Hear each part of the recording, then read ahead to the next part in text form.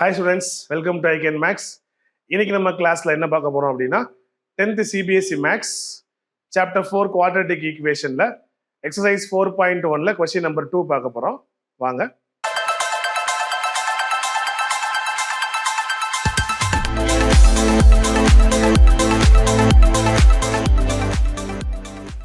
A train travels a distance of 480 km.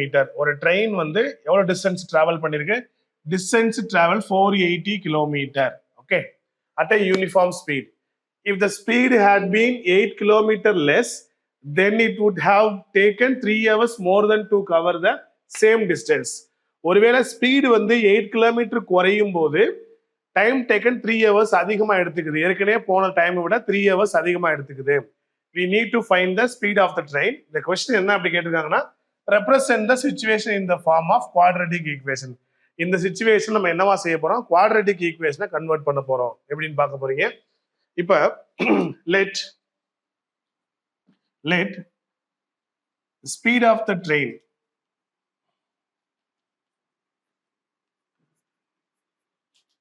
என்ன எடுத்துக்க போறீங்க? x கிலோமீட்டர் எடுத்துக்கிறோம். ஓகே, ஸ்பீடு வந்து ட்ரெயினோட ஸ்பீடு வந்து இப்ப x. இது எவ்வளவு டிஸ்டன்ஸ் டிராவல் பண்ணிருக்கு? டோட்டல் டிஸ்டன்ஸ் எவ்வளவு? அது டிராவல் பண்ண டிஸ்டன்ஸ் பார்த்தீங்கன்னா எவ்வளவு? 480 கிலோமீட்டர். ஓகே, அப்ப இந்த ஸ்பீட்ல இந்த டிஸ்டன்ஸை டிராவல் பண்ணுச்சு அப்படின்னா இதுக்கு என்ன டைம் டேக்கன் ஆயிருக்கும்? நமக்கு தெரிஞ்ச ஃபார்முலா என்ன? Speed is equal to distance by time. இது காமன் ஃபார்முலா தெரியும். Speed is equal distance by time. அப்ப டைம் டேக்கன் என்ன வரும்? Time taken t is equal to distance by speed. இதுதான் நமக்கு தேவையான ஃபார்முலா.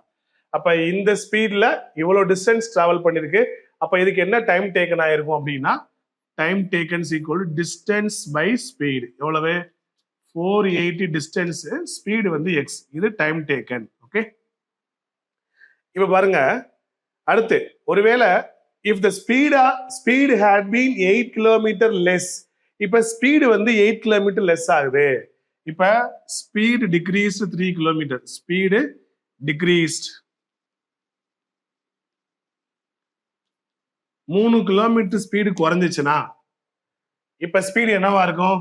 ஏற்கனவே உள்ள ஸ்பீடு வந்து எக்ஸ் 3 கிலோமீட்டரா, சாரி 8 கிலோமீட்டர் இல்லையா? ஸ்பீடு வந்து 8 கிலோமீட்டரா ரெடியூஸ் குறைஞ்சிச்சு அப்படின்னா டைம் டேக்கன் 3 hours. அதே டிஸ்டன்ஸை டிராவல் பண்றதுக்கு டைம் டேக்கன் 3 hours அதிகமா இருக்கு. அப்ப இந்த சிச்சுவேஷன்ல ஸ்பீடு என்ன வரப்போகுது? ஸ்பீடு எவ்வளவு? X minus 8. ஏன் எக்ஸ் மைனஸ் 8 போடுறோம்? ஆல்ரெடி ஆக்சுவல் ஸ்பீடு எவ்வளவு? எக்ஸ். இதுல இருந்து இப்ப 8 கிலோமீட்டர் ஸ்பீடு கம்மியாகுது. அதனால இது என்னவோ இதுல இருந்து 8 கிலோமீட்டர் மைனஸ் பண்ணிடுறோம். இப்ப இதுதான் ஸ்பீடு. டிஸ்டன்ஸ் என்ன? அதே டிஸ்டன்ஸ் 480 தான். இப்ப ஸ்பீடு வந்து ஆக்சுவல் ஸ்பீட்ல 8 கிலோமீட்டர் லெஸ் ஆகும் போது டைம் டேக்கன் 3 hours அதிகமாகுதுன்றாங்க. இப்ப இந்த ஸ்பீட்ல இந்த டிஸ்டன்ஸை டிராவல் பண்ணா இதுக்கு டைம் டேக்கன் என்ன வரும் சொல்லுங்க? டைம் டேக்கன் ஃபார்முலா என்ன? Distance by speed. டிஸ்டன்ஸ் எவ்வளவு? 480. ஸ்பீடு எவ்வளவு? X minus 8. இது ஒரு டைம் டேக்கன்.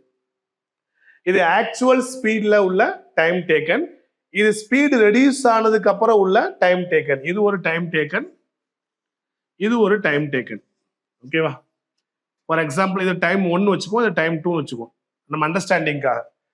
இது ஆக்சுவல் ஸ்பீடு, இது ஸ்பீடு ரெடியூஸ் ஆனதுக்கு பிறகு உள்ள டைம் டேக்கன். அப்ப ஸ்பீடு குறையும் போது கண்டிப்பா டைம் டேக்கன் அதிகமாகும். எவ்வளவு கூடியிருக்கு? 3 hours more to cover. 3 மணி நேரம் எக்ஸ்ட்ரா வருது. அப்ப இந்த டைமுக்கும் இந்த டைம் டிஃபரன்ஸ் எவ்வளவு வரப்போகுது?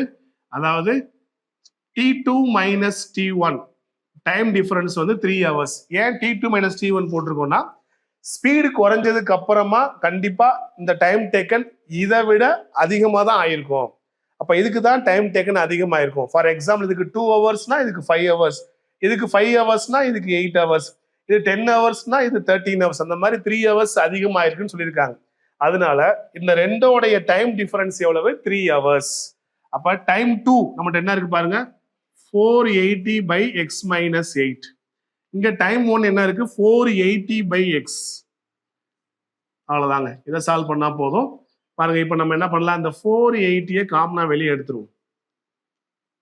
இப்ப இங்க 1 by x minus 8 இங்க 1/x ஈக்குவல் டு 3 இருக்குமா 480 என்ன செய்ய போறேன் பாருங்க x into X minus 8 LCM எடுத்தாச்சு ரெண்டு எல்சிஎம் எடுத்தாச்சு ஸோ இது இங்க மல்டிப்ளை ஆயிடும் எக்ஸ் இன்ட்டு 1 எக்ஸ் மைனஸ் இது இங்க மல்டிப்ளை ஆயிடுமா X minus 8 okay equal to 3. இப்போ நம்ம என்ன பண்ணலாம்னா இந்த டேர்ம் அப்படியே மேலே கொண்டு வந்துடலாம். வெளியில என்ன இருக்கு ஒரு 480 இருக்கு பிராக்கெட்ல என்ன இருக்கு ஒரு எக்ஸ் இது என்ன ஆயிரும் மைனஸ் எக்ஸா மாறிடும் இது என்னவா மாறிடும் பிளஸ் 8ஆ மாறிடும் ஈக்குவல் டு இங்க என்ன இருக்கு பாருங்க 3 into X minus X into X minus 8 இந்த டேர்ம் அப்படியே மேலே கொண்டு போயிட்டோம். இதுல பிளஸ் எக்ஸ் மைனஸ் எக்ஸும் கேன்சல் ஆயிருமா மீதி என்ன இருக்கு பாருங்க 480 இன்ட்டு 8 வெளியில பாருங்க லெஃப்ட் ஹேண்ட் சைடில் ஒரு 480 இன்ட்டு 8 இருக்கு ரைட் ஹேண்ட் சைடில் என்ன இருக்கு பாருங்க ஆல்ரெடி அங்க ஒரு 3 இருக்கு இந்த டேர்ம் அப்படியே மேலே போயிடுச்சு மேலே போனா என்ன ஆயிரும் X into X X squared அங்க ஒரு 3 இருக்கு X into X X square அடுத்து என்ன பாருங்க X into minus 8 minus 8x okay இப்போ 480 இன்ட்டு 8 மல்டிப்ளை பண்ணா 0 8 8s are 64 balance 6 4 8s are 32 32 plus 6 38 ஓகேவா 480 8 மல்டிப்ளை பண்ணா 3840 இதை உள்ள மல்டிப்ளை பண்ணுங்க என்ன கிடைக்கும் 3x squared minus 3 8s are 24x இப்ப ஆல்ரெடி அங்க x ஸ்கொயர்டு ஒரு x டேர்ம் இருக்கு இந்த கான்ஸ்டன்ட் டேர்மை ரைட்ல மாத்திடுவோம் அப்ப என்ன வரும் பாருங்க 3x squared minus 24x இந்த டேர்ம் ரைட்ல மாறும்போது minus 3840 ஈக்குவல் டு 0 ஆயிடுச்சு.